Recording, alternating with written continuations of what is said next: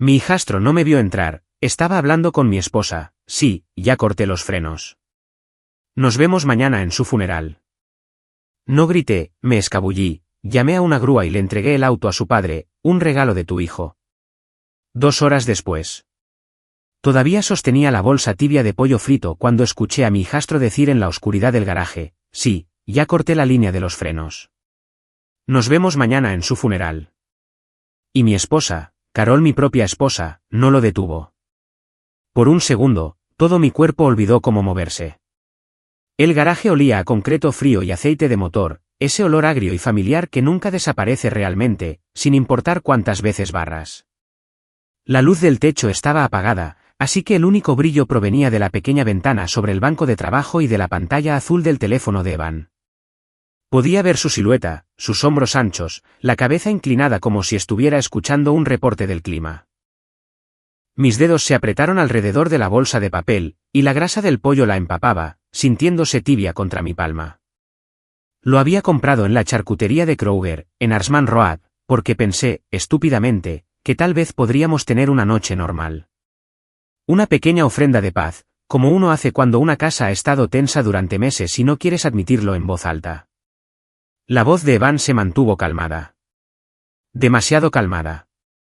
Sí, dijo de nuevo, en voz baja y casi aburrido. Ya está hecho. No llegará al lunes. Se rió entre dientes, como si alguien le hubiera contado un chiste. Luego se escuchó la voz de Carol, débil a través del altavoz, pero lo suficientemente cerca como para que se me cerrara la garganta. Suave, cautelosa, no sorprendida, no enojada. ¿Estás seguro?, preguntó ella. Se me nubló la vista. Esa única pregunta, ¿estás seguro?, me golpeó más fuerte que la amenaza. No dijo no te atrevas, ni ¿qué te pasa?, simplemente se estaba asegurando de que el plan fuera sólido. Evan se movió, y escuché el leve tintineo de metal en el banco de trabajo. Probablemente estaba girando algo en su mano. ¿Una herramienta? ¿Un dado? ¿Algo afilado? Estoy seguro, dijo él. Dijiste que querías que esto terminara. Hubo una pausa. Esperé a que mi esposa dijera mi nombre. Que dijera, Evan, detente. Que dijera, Frank ha sido bueno con nosotros. Que dijera cualquier cosa que sonara a conciencia. No lo hizo. Exhaló en el teléfono, y sonó a alivio. Mañana, dijo ella. Solo ten cuidado. Fue entonces cuando mi estómago se hundió tan fuerte que sentí como si hubiera perdido un escalón al bajar las escaleras. Retrocedí sin pensar. Mi bota rozó el concreto y mi corazón dio un vuelco. La cabeza de Evan giró bruscamente media pulgada hacia la puerta. Contuve la respiración tan fuerte que me dolió el pecho. Él no vino a investigar. Volvió directamente a la llamada, bajando la voz de nuevo. Sí, dijo. Te enviaré un mensaje cuando esté hecho. Me deslicé hacia afuera como un fantasma, no azoté la puerta, ni siquiera dejé que hiciera clic. La cerré hasta que descansó en el marco. Luego caminé rápido, silencioso por el costado de la casa, con el aire frío de diciembre cortándome las mejillas. La noche se sentía demasiado normal. Las luces de los porches brillaban a lo largo de la calle. El perro de un vecino ladró una vez, luego silencio. En algún lugar, un televisor sonaba a través de una ventana. Riverside, Ohio, haciendo lo que siempre hace, irse a la cama temprano, despertarse temprano, y fingir que los problemas solo ocurren en las noticias. Mis manos temblaban tanto que casi se me caen las llaves. Las metí en mi bolsillo y seguí caminando hasta llegar a la acera. Luego giré como si fuera solo un hombre dando un paseo corto. Como si no estuviera a punto de vomitar. La paciencia es mi herramienta. Esa frase me vino a la mente como un viejo hábito. Se la había dicho a los aprendices en el taller de aire acondicionado cuando apresuraban un trabajo y barrían un tornillo o rompían una línea. Bájenle al ritmo, les decía. La paciencia es su herramienta. Úsenla primero. Ahora tenía que usarla conmigo mismo, o iba a marchar de vuelta allí adentro y hacer algo que arruinaría el resto de mi vida. Me subí a mi viejo sedán, mi trasto de trabajo, lo llamaba Carol, como si le avergonzara, y me senté allí con el motor apagado. Mi aliento empañaba el parabrisas. Mi teléfono se sentía resbaladizo en mi mano temblorosa. Llama a la policía. Mi pulgar dudó sobre la pantalla. Y entonces llegó el siguiente pensamiento, frío y práctico. ¿Qué les digo? Hola, oficial. Mi hijastro dijo que cortó mi línea de frenos y mi esposa no se opuso. No, no tengo una grabación. No, no los confronté. No, todavía no hay un cadáver. En un pueblo pequeño, un hombre acusando a su esposa y a su hijastro sin pruebas se convierte en un chiste muy rápido. O peor aún, te etiquetan de inestable, paranoico, viejo y confundido. Evan sonreiría y diría, Frank ha estado estresado. Ha estado olvidando cosas. Carol se secaría los ojos y diría, ha estado tan cansado últimamente. Y luego seguirían adelante. No podía permitir que eso sucediera. Así que hice la siguiente mejor opción. Abrí la aplicación de asistencia en carretera y pedí una grúa. El despachador sonaba medio dormido. ¿Cuál es la ubicación de recogida? Miré mi propia casa como si perteneciera a otra persona. Entrada delantera, dije. Mi voz salió firme, lo cual me sorprendió. Ford F-150 plateada. Necesito que la remolquen esta noche. ¿Se puede conducir? No dije, y mi garganta se apretó alrededor de la mentira. Problema de seguridad. ¿Qué tan pronto la necesita? Lo antes posible, dije. Luego, porque no pude evitarlo, añadí, por favor. Colgué y me quedé sentado escuchando el tic-tac silencioso de mi motor enfriándose. Mis manos seguían temblando, pero mi cerebro ya estaba corriendo a través de lo que importaba, evidencia, fechas, horas, movimientos que te mantienen con vida. Evan siempre había sido el tipo de hombre que actuaba como si las consecuencias fueran para otras personas. Tenía 32 años y todavía vivía como un adolescente. Nuevos dispositivos, nuevos planes, viejos rencores. Cuando Carol y yo nos casamos hace 11 años, pensé que maduraría. Pensé que un hogar estable podría estabilizarlo a él. En cambio, se volvió más agudo, más cruel, como si hubiera decidido que el mundo le debía algo, y yo fuera el cajero rechazando su cupón. Hacía unos meses, me había pedido que fuera aval de un préstamo solo para consolidar deudas. Lo dijo con grandes ojos inocentes. Miré los papeles y sentí que mi presión arterial subía, el interés era como la sonrisa de un tiburón. Le dije que no. Me miró fijamente un segundo largo, luego sonrió lentamente. Siempre crees que eres mejor que yo. Creo que soy mayor que tú, le había dicho. Y he aprendido lo que hace la deuda. Esa noche, Carol se había puesto de su lado. No en voz alta, no directamente, sino de esas formas silenciosas. La forma en que dejaba de hablar cuando yo entraba en una habitación. La forma en que respondía a mis preguntas con un, tal vez deberías dejarlo pasar, Frank. La forma en que me hacía sentir que la paz era solo mi trabajo. Ahora entendía lo que dejarlo pasar significaba para ellos. Unos faros giraron por la calle. Una grúa. Mi corazón golpeó mis costillas. Me senté derecho observando. El conductor estacionó cerca de mi entrada. Un hombre corpulento con un gorro de lana se bajó, echando vapor por la boca. Miró la camioneta, luego la casa, luego a mí sentado en el sedán como si me estuviera escondiendo. Caminó y golpeó mi ventana. La bajé una pulgada. ¿Usted es el que llamó?, preguntó. Sí, dije. Asintió hacia la F-150. ¿Qué le pasa? Tragué saliva. La bolsa de pollo estaba fría en el asiento del pasajero, olvidada. Problema de frenos, dije. La llevaré a casa de un amigo para que la revise. Me miró con los ojos entrecerrados. ¿A esta hora?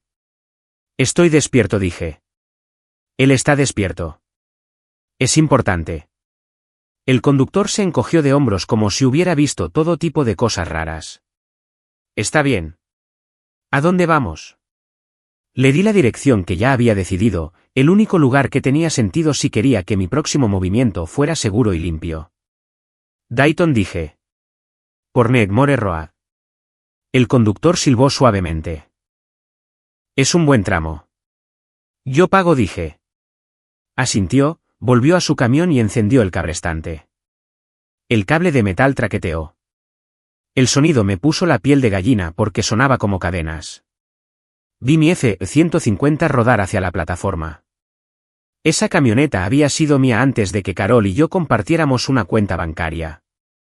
La había conducido a través de tormentas de nieve, olas de calor, a través de años que ahora sentía que pertenecían a otra persona. Las luces de la grúa parpadeaban en rojo contra las casas. Nadie salió. Nadie hizo preguntas. En Estados Unidos, aprendes a ocuparte de tus propios asuntos hasta que los problemas aparecen en tu porche. El conductor regresó con el papeleo. Firme aquí. Mi bolígrafo temblaba. Forcé mi mano a mantenerse firme. La paciencia es mi herramienta. Cuando terminé, arrancó una copia y me la entregó. Me miró a la cara como si estuviera tratando de decidir si estaba borracho o enfermo. ¿Estás bien, amigo?, preguntó. Miré más allá de él, hacia mi casa. Las cortinas de la sala estaban cerradas. Una luz cálida se filtraba por los bordes. En algún lugar dentro, mi esposa probablemente estaba sentada en el sofá como si nada pasara. Estoy bien, dije. Solo cansado. Asintió como si no me creyera, pero no insistió. Se subió a la grúa y el motor cobró vida con un estruendo. Mientras la plataforma se alejaba, sentí que algo se desgarraba dentro de mi pecho, como dolor, como ira, como el último fragmento de la vida que pensé que tenía. Mi teléfono vibró. Un mensaje de texto de Carol, ¿dónde estás? Otra vibración. Evan, moviste mi camioneta. Mi garganta se secó. No respondí a ninguno de los dos. Aún no. Me quedé allí sentado en el sedán oscuro con una bolsa fría de pollo a mi lado, viendo las luces traseras de la grúa desaparecer por la carretera como una mecha consumiéndose. No grité. No marché de vuelta allí. No dejé que vieran mi miedo. Me deslicé fuera y comencé a hacer lo que siempre había hecho cuando algo se rompía en medio de la noche, encargarme del problema. No salí de la entrada de inmediato. Me senté allí otro minuto completo, con las manos en el volante, sintiendo los latidos de mi corazón en las yemas de los dedos. La casa se veía normal, luces de Navidad en el porche del vecino, una corona en mi propia puerta principal que Carol insistía en poner cada año, incluso cuando no nos hablábamos mucho. Adentro, Evan y Carol seguían allí, probablemente todavía hablando, probablemente ya reescribiendo la historia que contarían si alguien preguntaba. Encendí el sedán y conduje despacio, como si solo fuera a buscar un café tardío. El aire tenía esa mordida invernal de Ohio, aguda y húmeda, y la carretera brillaba en los lugares donde la lluvia anterior había comenzado a congelarse. Me dirigí hacia Dayton, hacia Nedmore Road, porque allí era donde vivía Ray Mercer, el padre biológico de Evan. Ray no era un amigo. No realmente. Pero era la única persona a la que Evan siempre había tratado con una especie de respeto cauteloso. La forma en que un perro se comporta con la persona que lo entrenó con mano firme. Ray había sido mecánico durante 35 años, ahora retirado, con las manos todavía manchadas de grasa vieja sin importar cuántas veces se las lavara. Conocía los autos, conocía las herramientas, y conocía a Evan mejor de lo que yo jamás lo haría. Si alguien podía distinguir la diferencia entre una línea de frenos que falló y una línea de frenos que fue cortada, ese era Ray. Y si Evan realmente había hecho lo que escuché, necesitaba una cadena de verdad que no comenzara y terminara con mi palabra. Necesitaba realidad, papel, marcas de tiempo, testigos, el tipo de cosas aburridas que se sostienen en un tribunal. La paciencia es mi herramienta. La calefacción del sedán soplaba aire tibio que olía levemente a polvo viejo. Mis nudillos permanecían blancos sobre el volante. Seguía viendo la silueta de Evan en ese garaje oscuro, escuchando la manera casual en que dijo funeral como si fuera una reserva para el almuerzo. En el semáforo de Arsman, miré la bolsa grasienta de pollo en el asiento del pasajero. Era ridículo, esa cosa tibia y hogareña que se suponía que haría sentir mejor una noche familiar. Ahora se sentía como evidencia de otra vida. Conducía con la radio baja, no por la música, sino por compañía. Una estación local de Dayton hablaba de baloncesto de secundaria, luego pasó a un anuncio rápido sobre mantenimiento de calefacciones Mi Viejo Mundo, y luego volvió al presentador riéndose de cómo la gente conduce como si estuviera enojada con el clima. Quería reírme, no podía. El teléfono vibró de nuevo. Carol, llámame, por favor. Luego Evan otra vez, ¿dónde está la camioneta, Frank? La necesito mañana. Mañana, esa palabra golpeó como un martillo. No respondí. Si respondía, mi voz se quebraría, o diría algo estúpido, o revelaría mi juego y les daría tiempo para cambiar su plan. Seguí conduciendo, cruzando el río Great Miami, con el agua oscura deslizándose bajo el puente como petróleo. Recordé ser más joven, antes de Carol, antes de Evan, cuando lo peor que me preocupaba era si mi espalda podría soportar otro verano en áticos y espacios reducidos. De cuando mi primer matrimonio había terminado, no con traición, sino con un agotamiento silencioso. Dos buenas personas que ya no encajaban. Ahora tenía 58 años, y la persona que dormía en mi cama me quería enterrado. Nedmore Road era una franja de negocios cansados y casas bajas. El tipo de lugar donde la gente se aferra a lo que tiene. Day vivía en una casa de ladrillo de un solo piso con un garaje separado y un viejo Buick estacionado bajo un cobertizo. Una bandera colgaba del porche, rígida por el frío. Entré en la entrada y me senté por un segundo. Tenía la boca seca. Mis manos habían dejado de temblar, pero solo porque algo más había tomado el control, algo tranquilo y frío. Me bajé y caminé hacia la puerta antes de que pudiera arrepentirme. Day estaba allí en pantalones deportivos y una camisa de franela, con el cabello gris aplastado como si hubiera estado durmiendo. Me miró de arriba abajo, con los ojos agudos incluso a esa hora. Frank dijo, como si mi nombre fuera una pregunta. ¿Qué demonios haces aquí? Necesito hablar, dije. Miró más allá de mí, hacia el sedán. ¿Dónde está la camioneta? En camino, dije. Remolcada. Eso lo despertó. Sus cejas saltaron. ¿Remolcada? ¿Por qué? Porque no confío en ella, dije. Mantuve mi voz firme. ¿Puedo pasar? Dudó, luego dio un paso atrás. Más te vale empezar a tener sentido. Adentro olía a café negro y cuero viejo. La sala tenía un sillón reclinable, un televisor pequeño y estantes con fotos enmarcadas. Evan de niño sosteniendo un bate de béisbol. Evan en alguna graduación. Evan junto a Ray en lo que parecía un viaje de pesca. Day había guardado las mejores partes. Señaló la mesa de la cocina. Me senté. No ofreció café. Solo me miró fijamente como si estuviera esperando a que admitiera que había perdido la cabeza. Saqué el recibo de la grúa de mi chaqueta y lo puse sobre la mesa. Day lo tomó, entrecerró los ojos y leyó la línea de la dirección. La hiciste remolcar aquí, dijo lentamente. ¿Por qué? Porque conoces de autos, dije. Y porque necesito que mires algo antes de que alguien más lo toque. Ray dejó el papel. Frank, ¿qué está pasando? Tomé aire. Las palabras se atoraron en mi garganta porque decirlas las hacía más reales. Escuché a Evan, dije. Esta noche. En mi garaje. Los ojos de Ray se entrecerraron. ¿Escuchaste qué? No le di toda la historia. Todavía no. Solo le di la parte que importaba. Tengo razones para creer que alguien manipuló mis frenos, dije a propósito. Ray se reclinó hacia atrás. La silla crujió. Por primera vez, parecía menos molesto y más cauteloso. ¿Estás acusando a Evan?, preguntó. Te estoy diciendo que no voy a conducir esa camioneta, dije. Y quiero que la revise alguien que no vaya a suavizar las cosas. Ray me miró fijamente un segundo largo. Luego se levantó y caminó hacia el mostrador donde había una pequeña libreta de espiral junto a un teléfono fijo. La abrió de golpe como si estuviera a punto de anotar un número.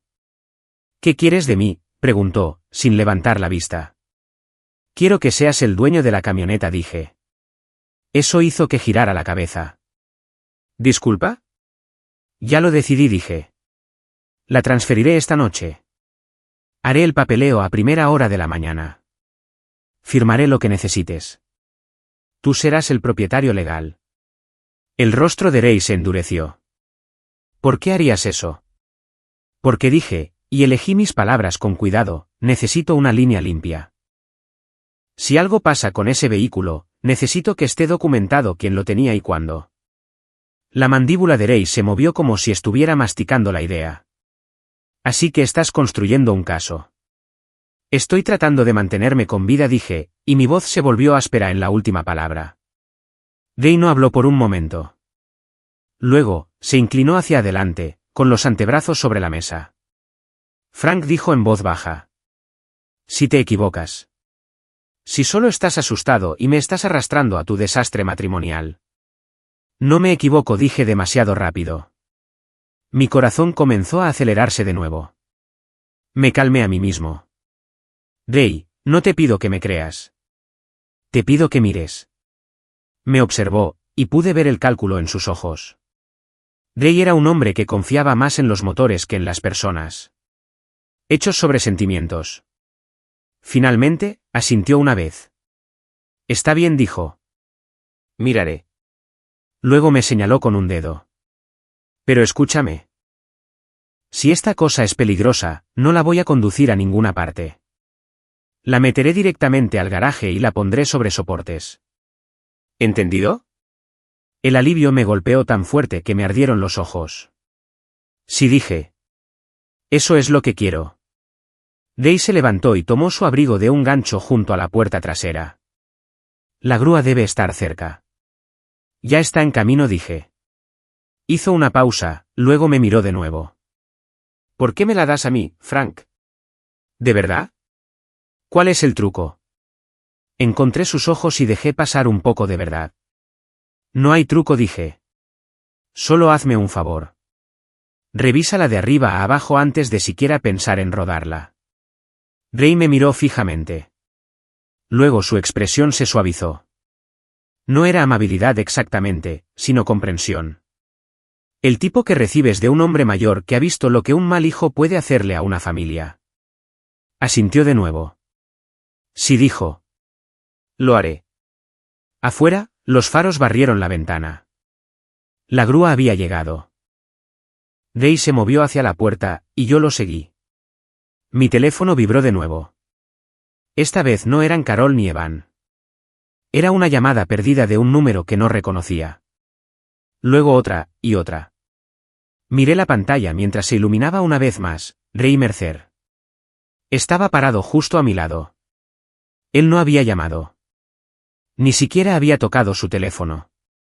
Ray vio cambiar mi cara y metió la mano en su bolsillo, sacó su propio teléfono y lo revisó. Su pantalla también se iluminó. Llamada perdida, Evan. Los ojos de Ray se levantaron hacia los míos. Tu chico está buscando esa camioneta, dijo en voz baja. Mi estómago se apretó. Sí, dije.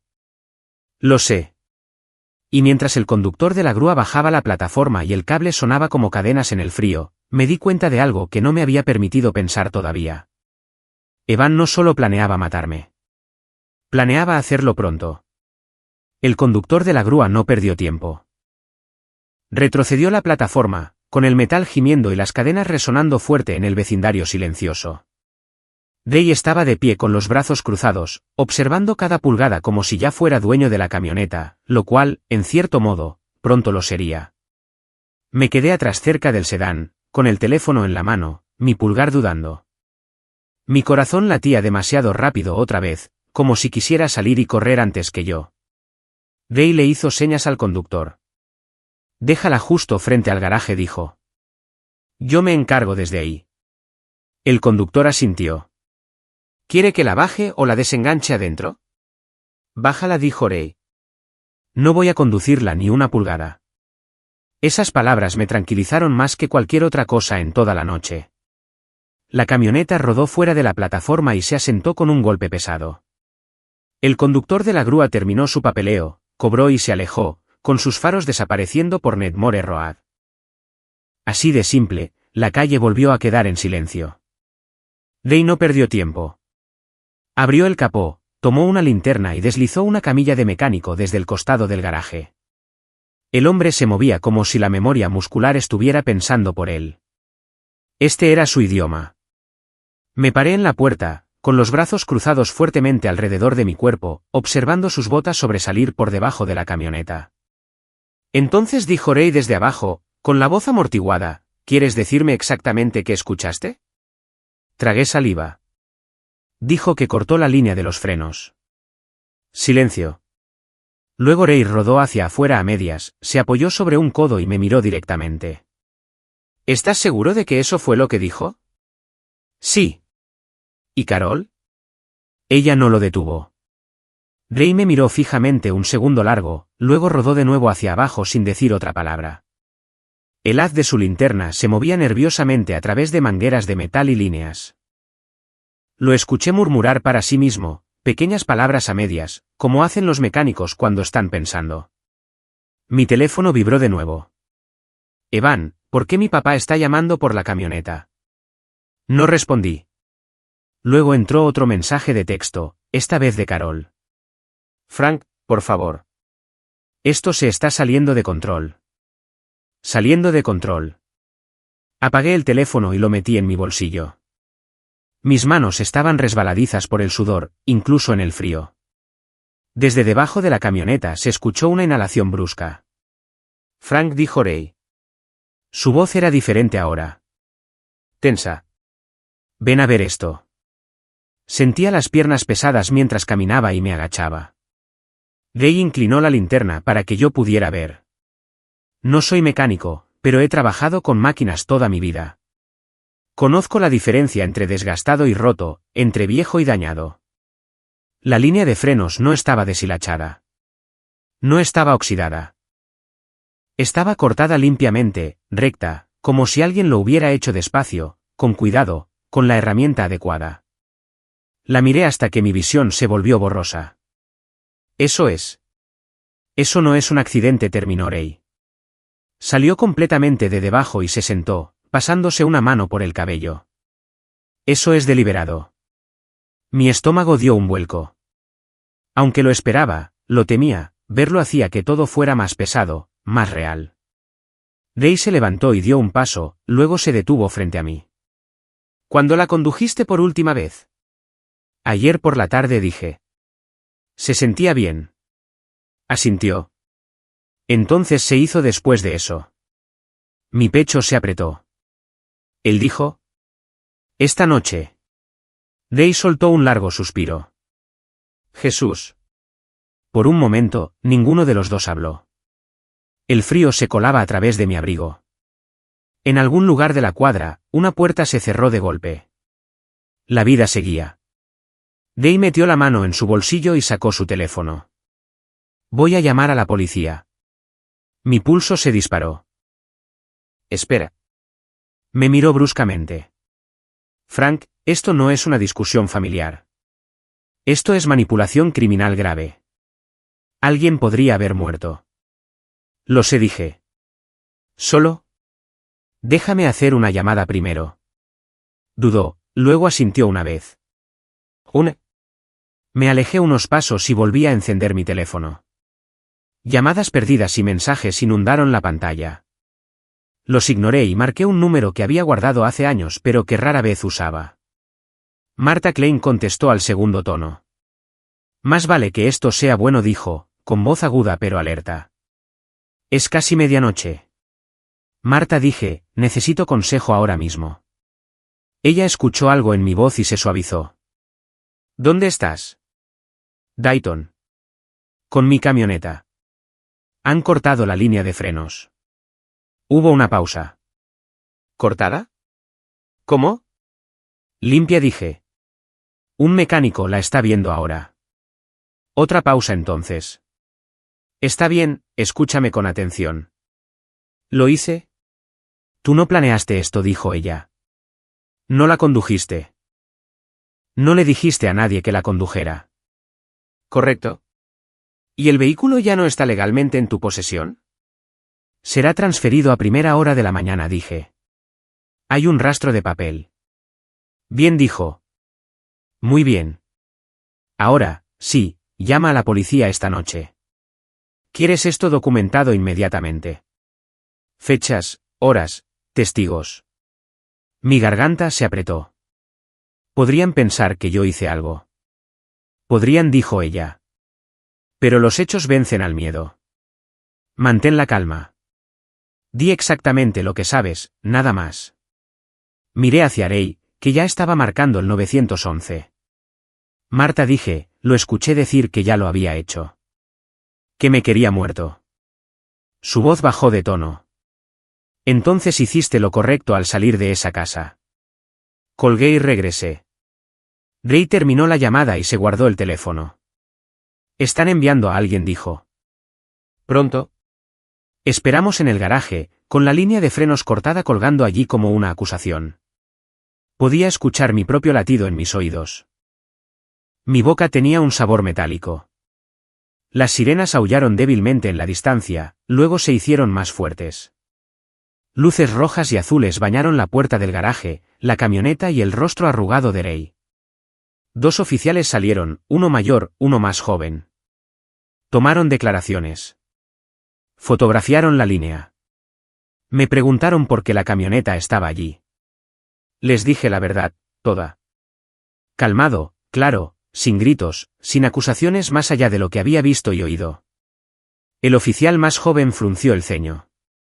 ¿Está diciendo que su hijastro hizo esto? Estoy diciendo que la línea de frenos fue cortada, dije. Y escuché que él dijo que lo hizo. ¿Y su esposa? Ella no se opuso. El oficial mayor anotó eso lentamente. Se fueron después de casi una hora, prometiendo un seguimiento, prometiendo nada más. Cuando el garaje finalmente quedó en silencio de nuevo, Ray se apoyó contra el banco de trabajo y se frotó la cara. Mi propio hijo, dijo. Jesús. Me hundí en una silla plegable, con el agotamiento rompiendo sobre mí como una ola. Mis manos temblaban de nuevo, peor esta vez. Ray me miró. ¿Estás bien? Abrí la boca para decir que sí, y en lugar de eso tuve una arcada, apenas llegando al bote de basura antes de vomitar. Ray no dijo una palabra. Solo sostuvo el bote firme y esperó. Después, me quedé sentado allí vacío y temblando, mirando el piso de concreto. No siento que haya ganado, dije con voz ronca. Ray negó con la cabeza. No ganaste. Sobreviviste. Afuera, mi teléfono vibró de nuevo. Esta vez, era una notificación de correo de voz de Evan. No lo escuché todavía. Solo sabía una cosa con seguridad ahora, esto no había terminado. Para la mañana siguiente, la historia ya había comenzado sin mí. Me desperté en el sofá de Ray con mi abrigo todavía puesto y el cuello rígido por dormir mal. El olor a café llegaba desde la cocina, amargo y fuerte. Durante unos segundos, no supe dónde estaba. Luego, la imagen de esa línea de frenos cortada limpiamente volvió a encajar en su lugar, afilada como un cuchillo. Ray estaba en la mesa revisando su teléfono, con la mandíbula apretada. Eres famoso en internet, dijo sin levantar la vista. Mi estómago se hundió de inmediato. Giró la pantalla hacia mí. Una publicación de Carol en Facebook. Era larga, emotiva, escrita cuidadosamente. Por favor, oren por mi familia. Frank se fue anoche en un ataque de ira y llevó las cosas demasiado lejos. Mi hijo está siendo acusado de algo terrible, y estamos desconsolados. Las mentiras pueden destruir una familia más rápido que cualquier accidente. Había una foto de ella y Evan de la Navidad pasada, sonriendo, abrazados, con nuestra sala brillando detrás de ellos. Los comentarios ya se estaban acumulando. Lo siento mucho, Carol. Orando por ti y Evan. Algunos hombres simplemente no pueden manejar perder el control. Te mereces algo mejor. Sentí como si me hubieran golpeado en el pecho. Ella no mencionó los frenos. No respondió Ray.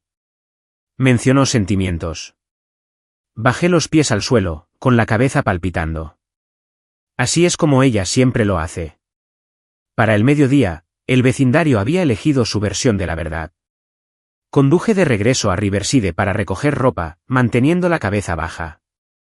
Personas a las que había saludado durante años de repente encontraron razones para mirar sus teléfonos. La señora Keller, de 3 casas más abajo, me miró como si hubiera metido barro en su iglesia. Al final de la cuadra, vi 2 patrullas estacionadas cerca de mi casa. ¿Mi casa? La que tenía la corona todavía en la puerta. Un oficial se acercó cuando me vio. ¿Frank Delany? Sí. Necesitamos hacerle algunas preguntas más. Adentro, el lugar se sentía vacío. Carol estaba sentada en el sofá, con los ojos rojos, las manos entrelazadas como si estuviera en una sala de espera. Evan estaba parado cerca del pasillo, con los brazos cruzados y la mandíbula tensa. Parecía tranquilo, casi aburrido. Les dijiste que me fui furioso, dije, no a Carol, sino a la habitación. Ella no me miró. ¿Nos asustaste? Evan sonrió con suficiencia. Sí, Frank. Has estado actuando raro últimamente. El oficial levantó una mano. Mantengamos esto respetuoso. Respondí sus preguntas de nuevo. Los mismos hechos, la misma línea de tiempo. Podía sentir a Evan observándome como si esperara que tropezara. Entonces él habló. Mi padrastro me odia, dijo, con voz herida. Ha estado tratando de echarme de la casa durante meses. Eso no es cierto, dije. Carol finalmente levantó la vista. Dijiste que necesitaba mudarse. Dije que necesitaba un plan, respondí. Tiene 32 años. El oficial garabateó notas. Cuando se fueron, Carol se puso de pie y señaló hacia la puerta. No deberías estar aquí. Me reí una vez, corta y feamente. Planeaste mi funeral. Su rostro palideció. Estás enfermo. Salí antes de decir algo de lo que no pudiera retractarme. Esa tarde, Day llamó. La policía vino de nuevo, dijo. Hablaron con los vecinos. ¿Sobre qué? Un tipo vio a Evan en tu garaje tarde la noche anterior. Otro escuchó herramientas haciendo ruido. Mi pulso saltó. ¿Te dijeron eso? Me dijeron que están construyendo una línea de tiempo. Para la noche, la página del grupo de la iglesia local tenía su propia publicación. Carol la había compartido, pidiendo oraciones durante este momento difícil. Los rumores están volando y nos están rompiendo el corazón. Alguien comentó, estamos contigo, Carol.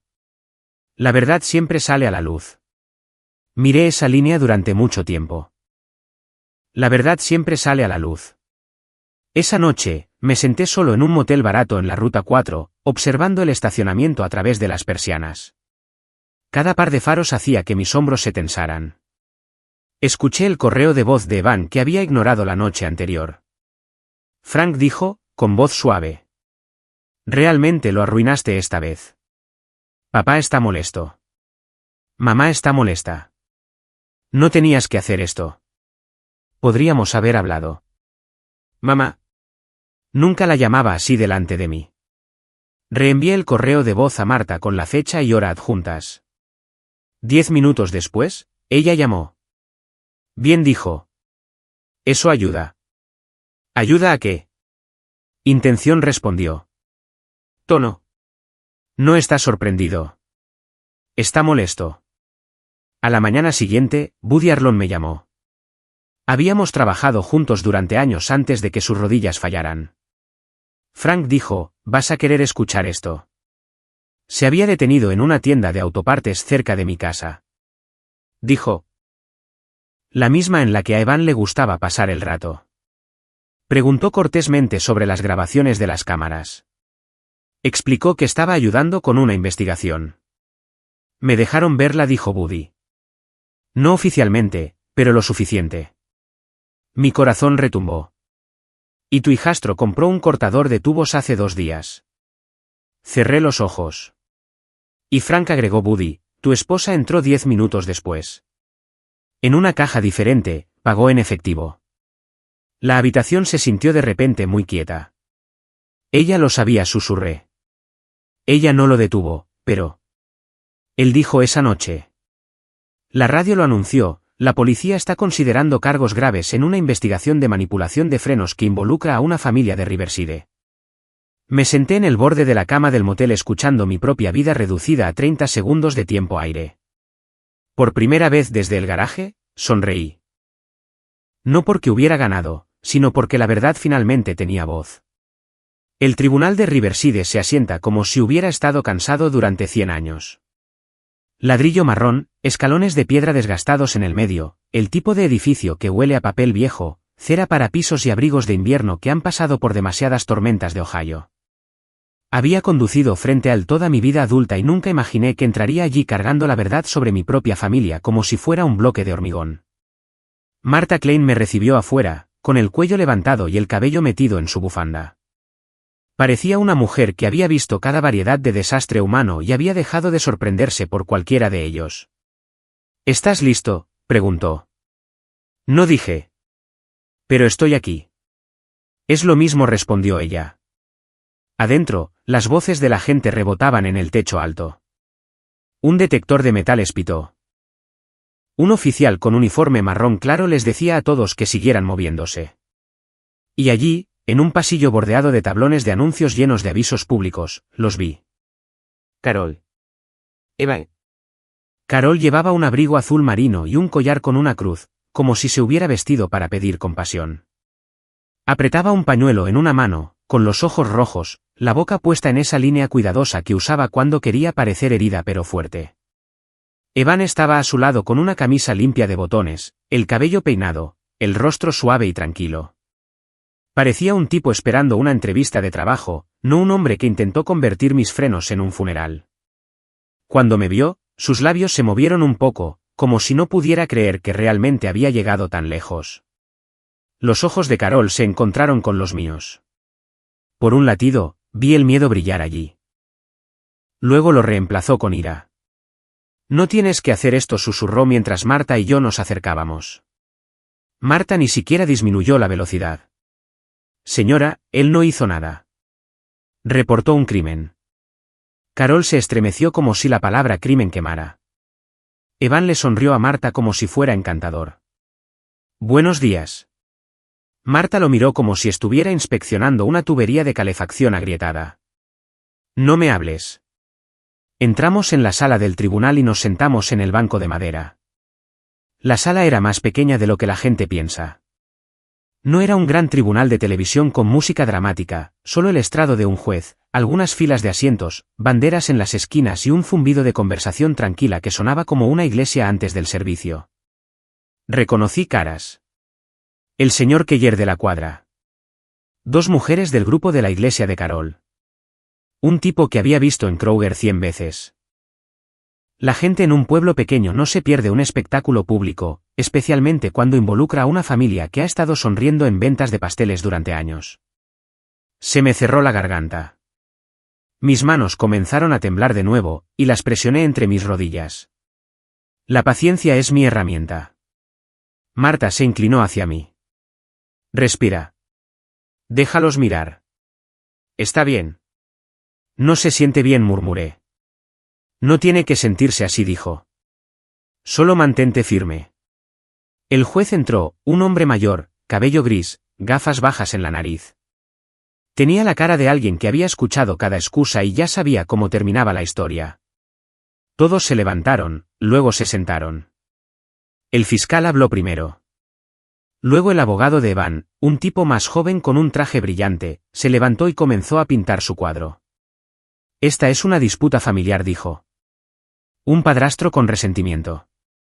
Un hijastro siendo usado como chivo expiatorio. Una esposa atrapada en el medio. Sentí el calor subir por mi cuello. Carol se secó los ojos como si le hubieran dado la señal. Evan miraba al frente, calmado como una estatua. Entonces Marta se levantó. Con respeto dijo, con voz clara. Esto no es resentimiento. Esto es una línea de frenos cortada. Esto es un recibo de grúa. Esto es una línea de tiempo.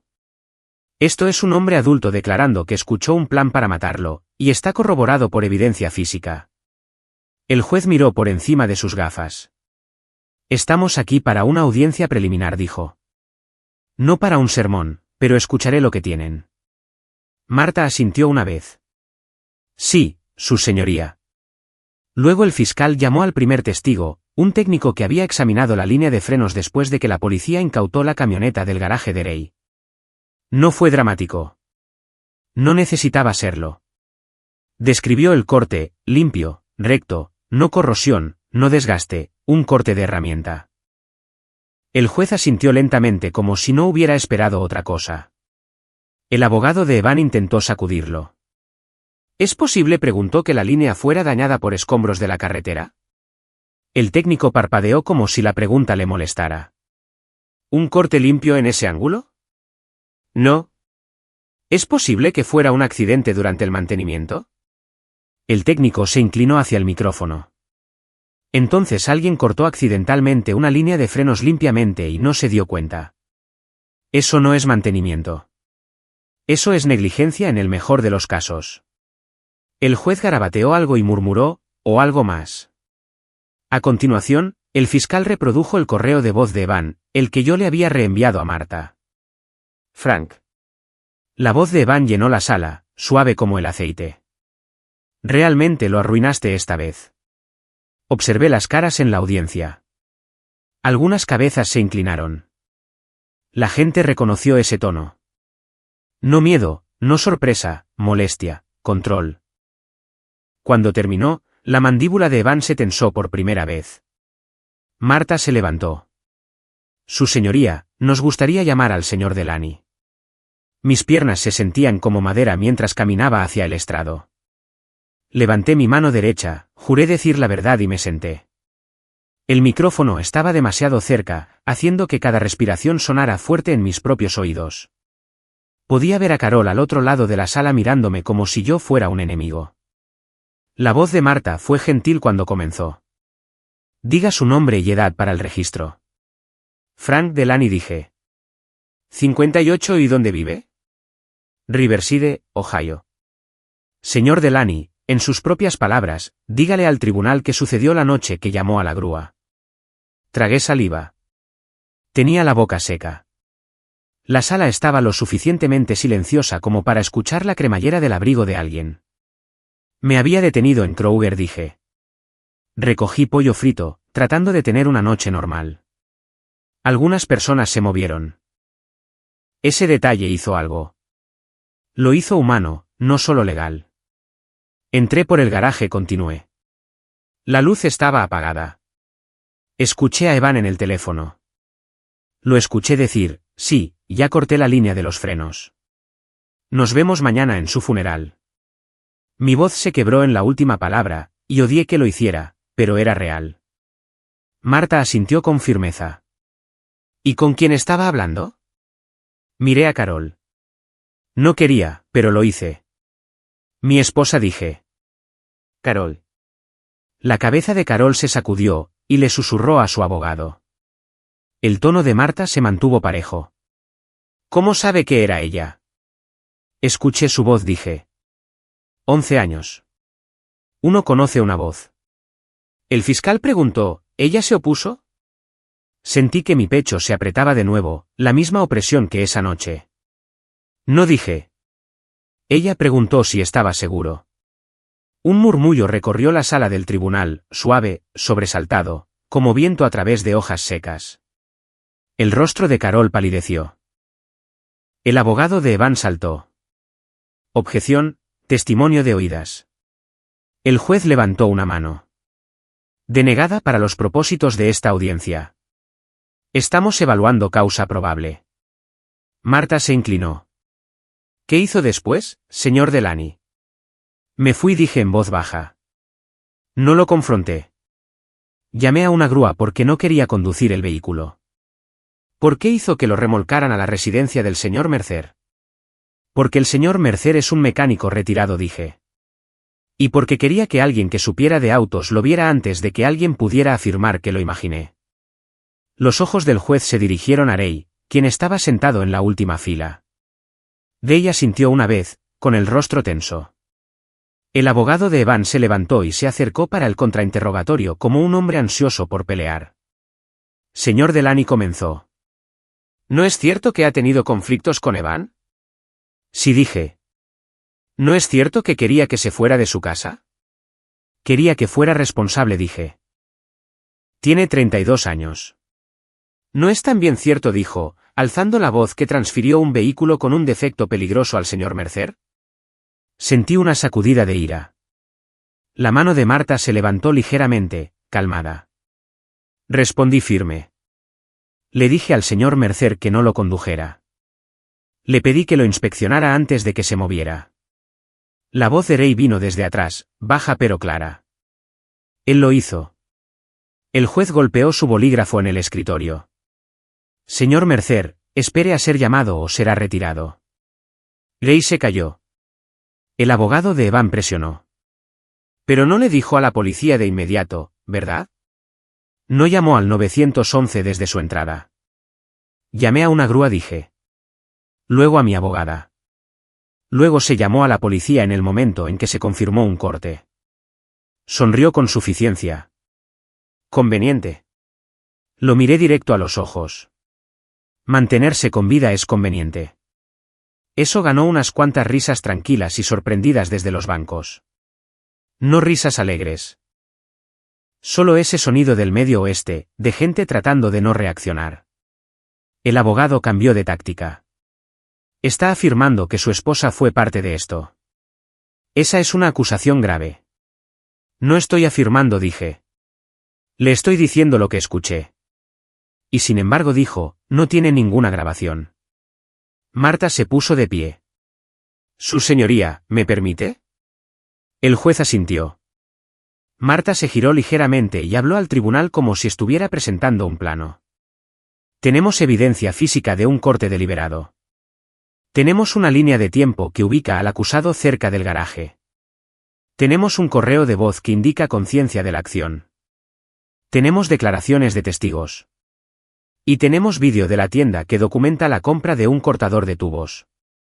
El fiscal añadió, y registros de pago que muestran que la señora Delany estaba presente en la tienda. Poco después. Carol emitió un sonido, medio jadeo, medio ahogo. Su cabeza giró bruscamente hacia Evan, y por primera vez, su rostro no estaba controlado. Era pura confusión y miedo. Evan no la miró. Miraba al frente, con la mandíbula trabajando. Carol susurró, Evan, ¿qué hiciste? Él siseó por lo bajo, cállate. Ese fue el momento. No la línea de frenos cortada, no el correo de voz. Ese chasquido de una palabra, cállate, como si ella fuera un problema, no una persona. Como si existiera para mantener la historia limpia. El juez se inclinó hacia adelante. Señor Mercer dijo, ¿es usted el propietario o futuro propietario del vehículo? Ray se levantó. Sí, su señoría. ¿Y examinó la línea de frenos? Lo hice. ¿Y en su opinión profesional? Fue cortada, dijo Ray, con voz espesa. ¿Limpia? A propósito. El juez asintió lentamente, luego dirigió su mirada a Evan. El abogado de Evan intentó recuperar el equilibrio. Su señoría, sostenemos que esto es un... El juez levantó una mano de nuevo, y su voz fue plana como una pala. No. La sala se quedó quieta. Miró sus notas, luego volvió a levantar la vista. Una coincidencia mecánica, dijo, repitiendo la frase como si estuviera probando algo agrio. Con un corte tan limpio. Hizo una pausa lo suficientemente larga para que todos lo sintieran. Lo siguiente que me dirán es que la camioneta se operó a sí misma, añadió. Esta vez, la gente sí se rió. Risas tranquilas y agudas, del tipo que rompen la tensión en una habitación llena de gente mayor que ha estado conteniendo la respiración. El rostro de Evan se enrojeció. Carol comenzó a llorar lágrimas reales ahora, no las de teatro.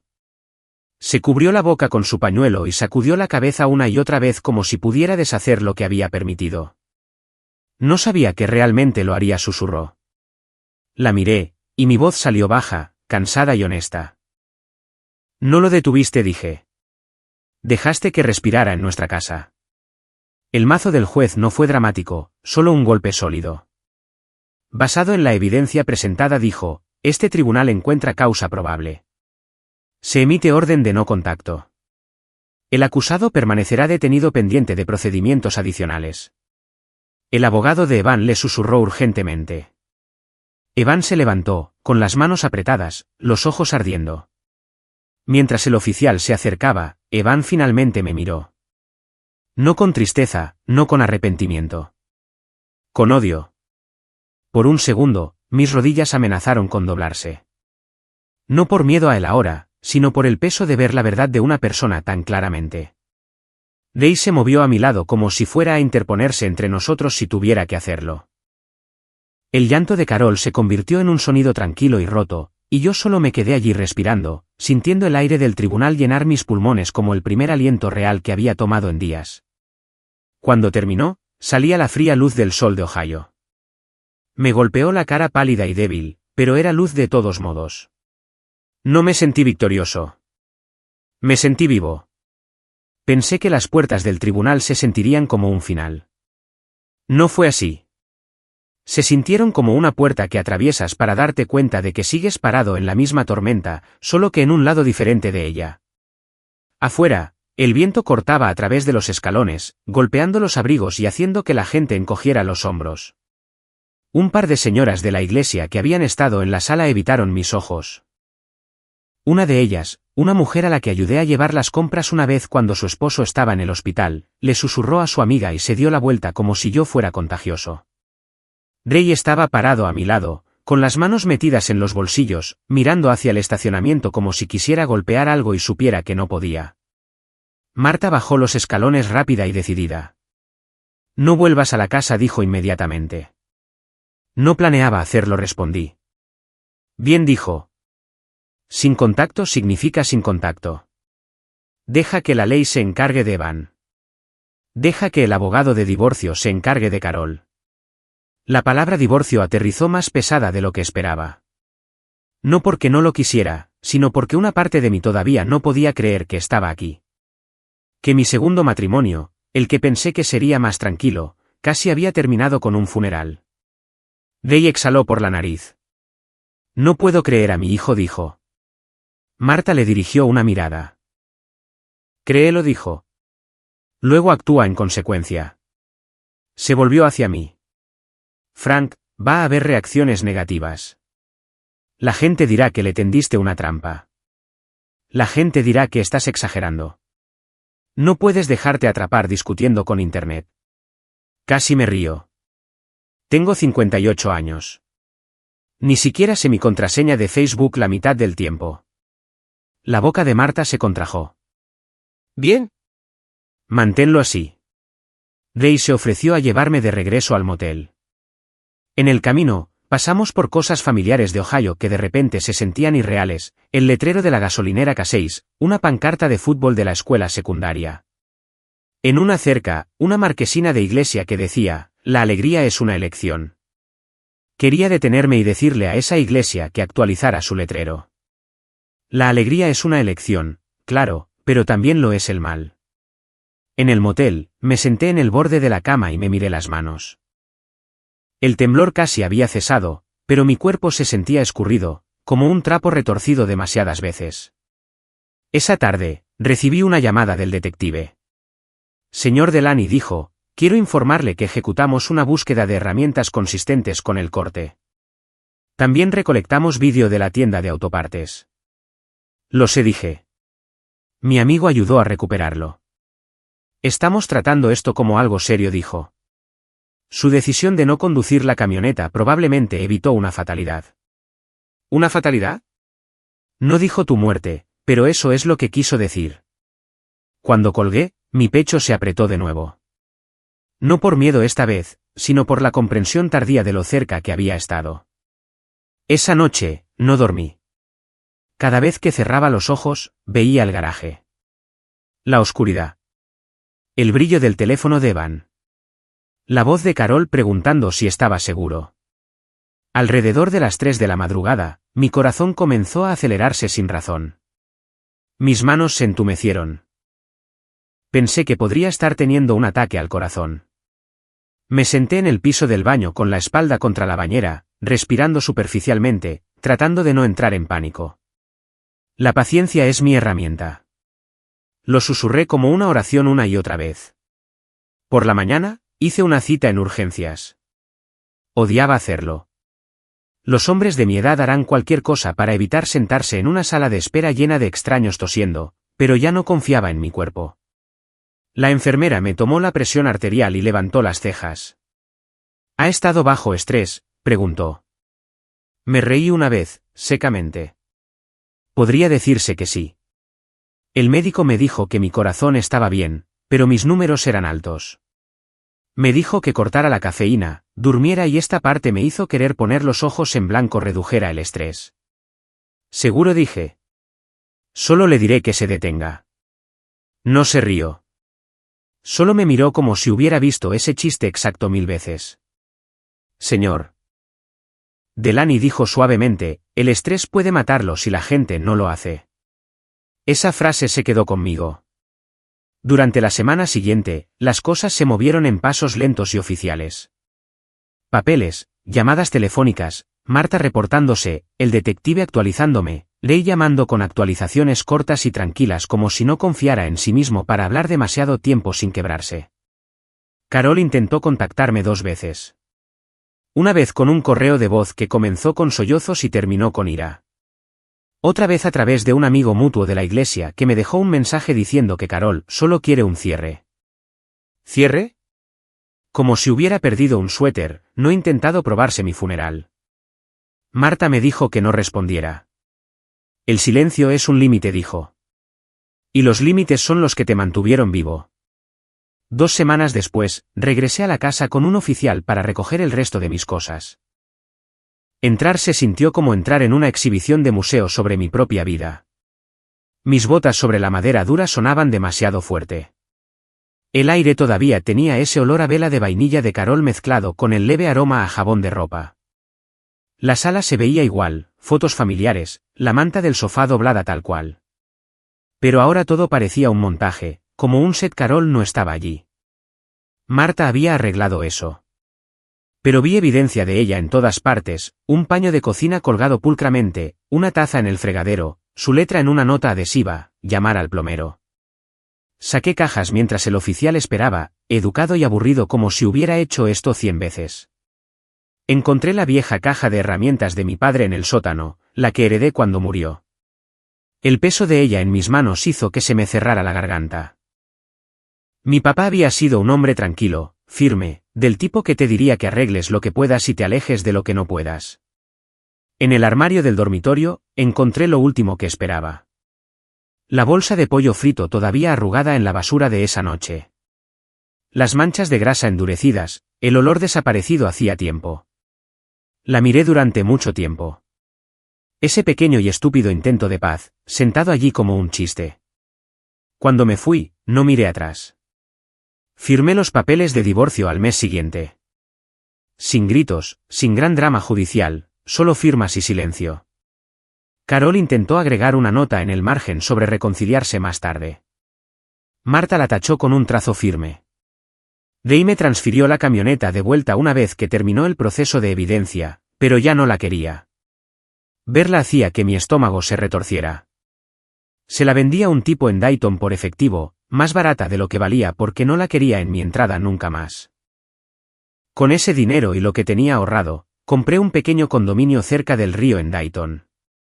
Nada lujoso. 2º piso, tranquilo. Sin garaje adjunto. Solo un pequeño balcón con vista al agua que se movía incluso cuando todo lo demás se sentía atascado. La primera mañana allí, hice café y me senté afuera en sudadera, viendo el río llevarse las hojas corriente abajo. El aire olía limpio, a tierra húmeda y piedra fría. Pensé que me sentiría triunfante. No fue así. Me sentí cansado. Me sentí mayor de 58 años. Pero también sentí algo más. Algo que no había sentido en mucho tiempo. Seguro. No perfectamente seguro. Nada en la vida lo es. Pero lo suficientemente seguro para respirar sin saborear el miedo. Una semana después de mudarme, tomé una pequeña parte del dinero de la camioneta y la doné a un programa local que ayuda a víctimas de violencia doméstica y apoya planes de salida seguros. No lo hice para ser un héroe. Lo hice porque seguía pensando en cuántas personas escuchan amenazas en sus propios hogares y no tienen a dónde ir. Cuando se imprimió el recibo, lo miré y sentí que me ardían los ojos. La justicia no es ver a alguien morir. La justicia es ver que la verdad se pone de pie cuando tú no pudiste. Esa noche, recibí un último mensaje de un número que no reconocía. Era corto. Arruinaste todo. Sin nombre, sin firma, pero yo sabía. Lo borré sin responder. Porque la verdadera venganza no era un discurso inteligente o un golpe dramático. Era negarse a jugar su juego nunca más. Me senté en el balcón escuchando el río, y pensé en el momento en el garaje, el brillo del teléfono de Evan, la cruel calma en su voz, el silencio de la mujer en la que confiaba. Si te llevas algo de mi historia, llévate esto, confía en tu instinto. No en tu orgullo, no en tu esperanza, no en la versión de alguien en quien quieres creer. En tu instinto. Y si estás escuchando algo en tu propia casa que hace que tu piel se enfríe, no lo ignores. Muévete con inteligencia. Documenta. Busca ayuda. Cuéntale a alguien en quien confíes. No grité. No golpeé. Me hice a un lado, y dejé que la verdad diera el golpe. Si esta historia se quedó contigo, si te tocó de cerca de alguna manera, compártela con alguien que pueda necesitar escucharla. Y si quieres más historias reales como esta historia sobre supervivencia, verdad y justicia, quédate, suscríbete y mantén los ojos abiertos allá afuera. Porque a nuestra edad, la sabiduría no es solo saber qué es lo correcto. Es saber cuando algo está mal.